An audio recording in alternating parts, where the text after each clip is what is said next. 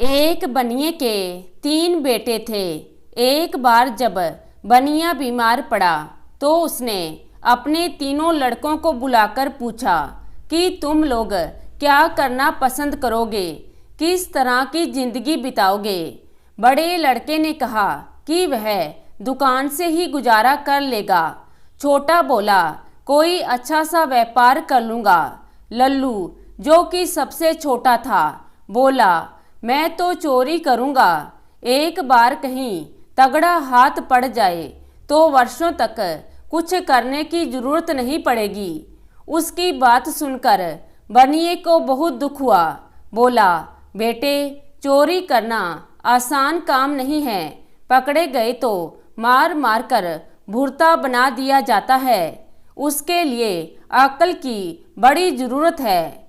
लड़का बोला इतनी अक्ल तो मुझ में है, चाहे तो इम्तिहान ले सकते हैं। बनिए ने कहा तो तुम्हें दिल्ली जाकर अकबर बादशाह का घोड़ा चुराना होगा, जिसे पिछले दिनों काबुल से मंगाया गया है। यदि 1 हफ्ते के अंदर तुम घोड़े को ले आए तो मुझे विश्वास हो जाएगा कि तुम्हारे में अक्ल की कमी नहीं है। अच्छा कहकर लड़का उसी वक्त दिल्ली की ओर चल पड़ा।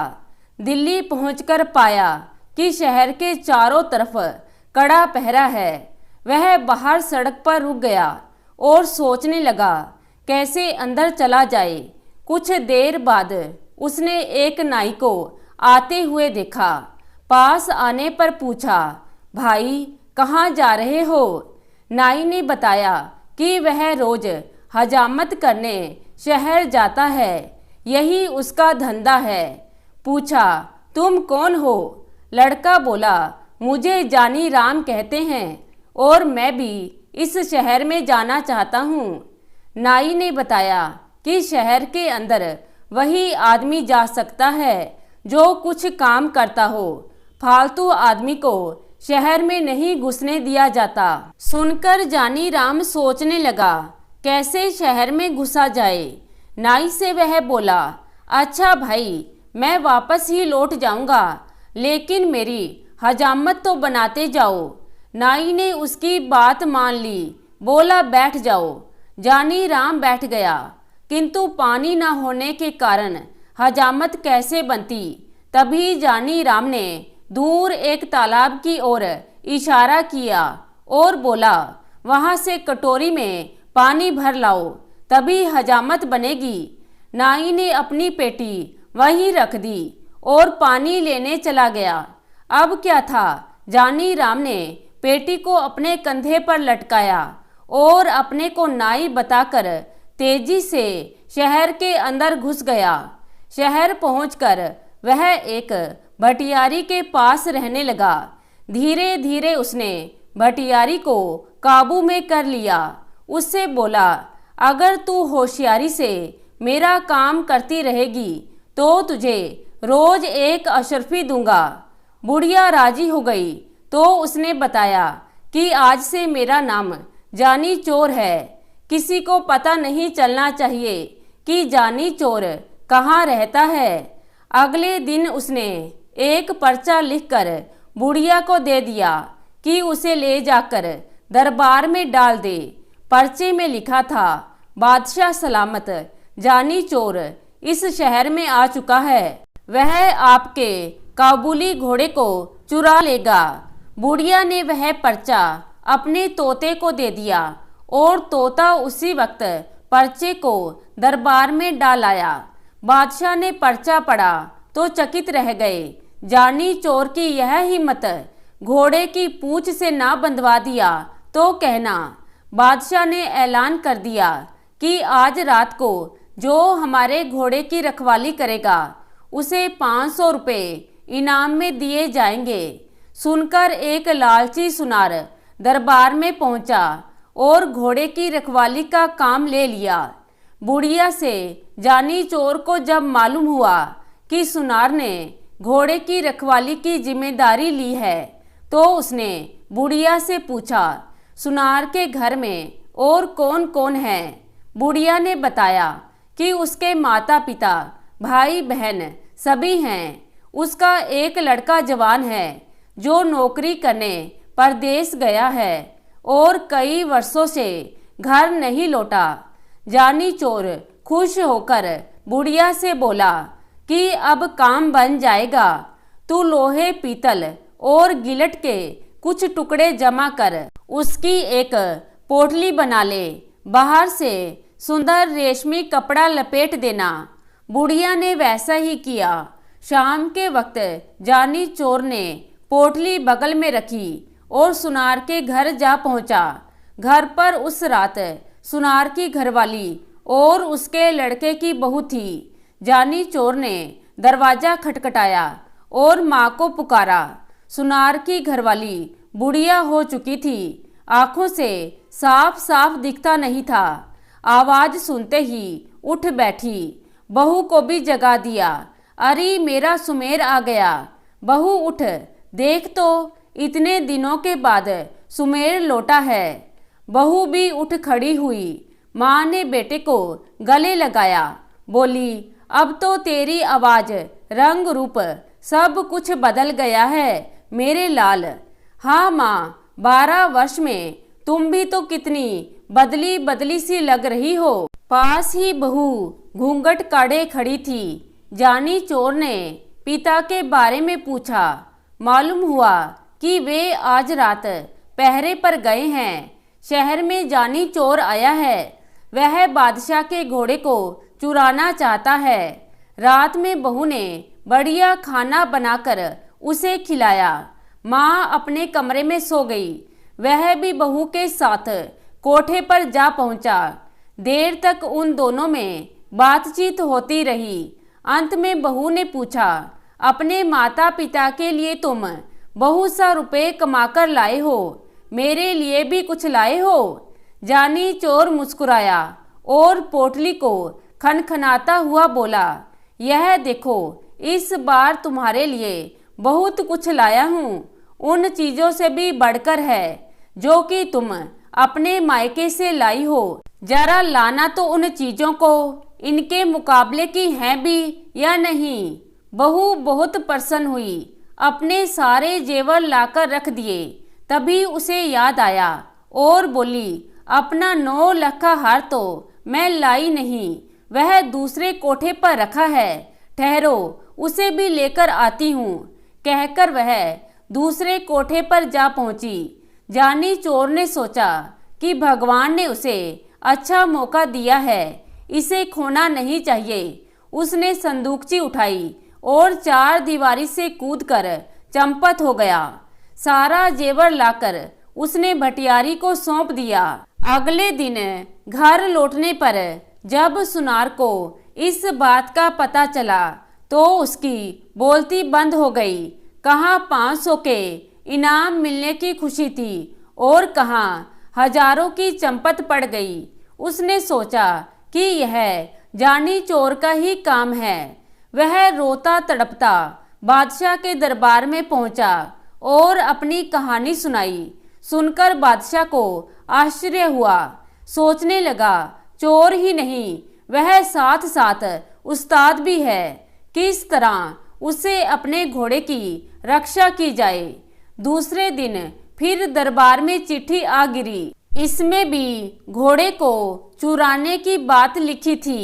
चिट्ठी पढ़कर बादशाह ने घोड़े पर कड़ी निगरानी रखने को कह दिया। इनाम की राशि 500 से बढ़ाकर 1000 कर दी।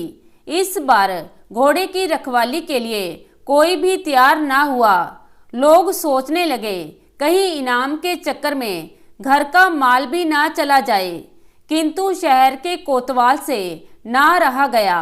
वह मूंछों पर ताव देता हुआ बोला, अब उस बदमाश को मैं देखूंगा, पकड़कर बांध ना दिया तो कहना। जानी चोर ने भटियारी से फिर पता लगाया कि इस बार पहरे पर कोतवाल साहब आए हैं। उसने दुल्हन जैसे कपड़े पहन लिए और एक थाली में धूप बत्ती जलाकर मंदिर की ओर चल पड़ा। रास्ते में कुछ दूरी पर घुड़साल पड़ती थी, जहां घोड़े पर सवार हो कोतवाल साहब पहरा दे रहे थे। रात के समय एक सुंदर स्त्री को अपने पास से गुजरते हुए जब कोतवाल ने देखा तो रोककर पूछा, इस आधी रात में किसकी पूजा करने आई हो? औरत घूंघट निकालकर बोली, ठाकुर जी की पूजा करने आई हूँ। कोतवाल बोला, मैं भी तो ठाकुर हूँ। औरत हंसी के स्वर में बोली, हटो जी, क्यों मजाक करते हो? कोतवाल बोला, मजाक नहीं, सच कहता हूँ, तुम ठाकुर की पूजा करने चली हो, जबकि ठाकुर स्वयं तुम्हारी पूजा करना चाहता है। औरत बोली, अच्छा तो चलो, वहां मंदिर में चलकर पूजा करना। ठाकुर खुशी से उछल पड़ा और अपने घोड़े को साथ लेकर मंदिर में चला आया। उसने घोड़े को बाहर बांध दिया। हथकड़ी, बेड़ियां और बंदूक लेकर औरत के साथ मंदिर के आंगन में जा धमका। हथकड़ियां बेड़ियों को देखकर स्त्री ने पूछा, ठाकुर जी, यह सब क्या है? कोतवाल ने बड़े प्रेम से उसे समझाया कि ये चोर डाकुओं के गहने हैं, मैं इन्हें पहनकर देखूंगी। यह कहकर स्त्री ने हथकड़ियां लेकर अपनी कलाइयों में डाल ली। उसकी कलाइयों से हथकड़ियां निकालते हुए कोतवाल बोला, यह तुम्हारे पहनने की चीज नहीं है, तुम्हारी कोमल कलाइयां इससे बल खा जाएंगी।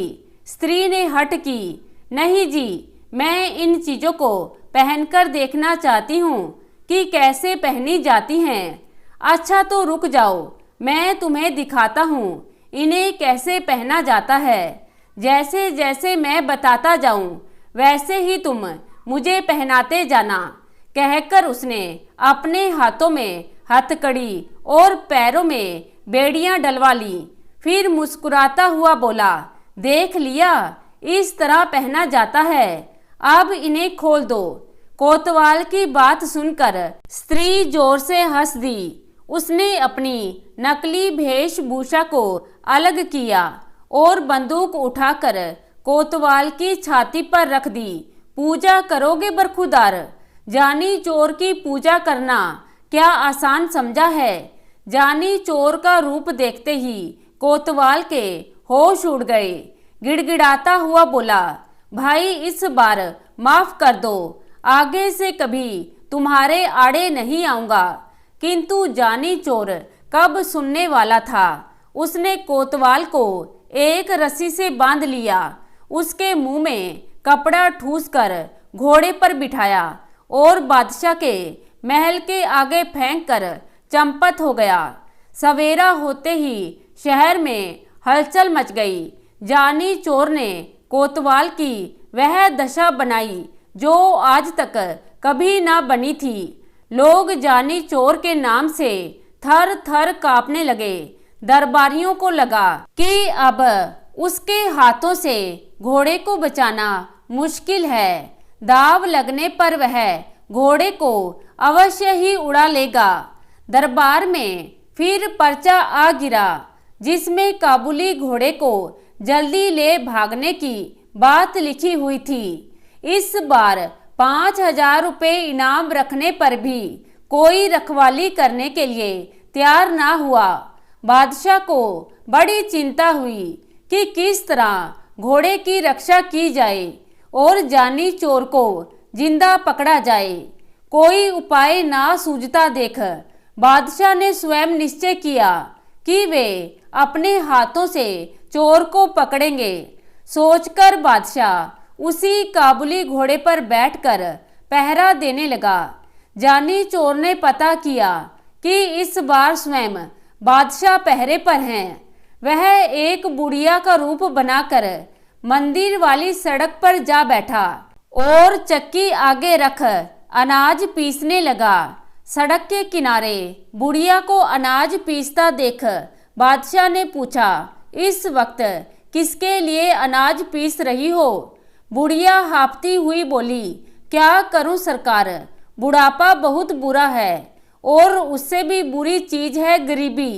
दिन में मोहल्ले के बच्चे पगली पगली कहकर चिढ़ाते हैं, इसलिए रात में यहाँ आकर काम करती हूँ।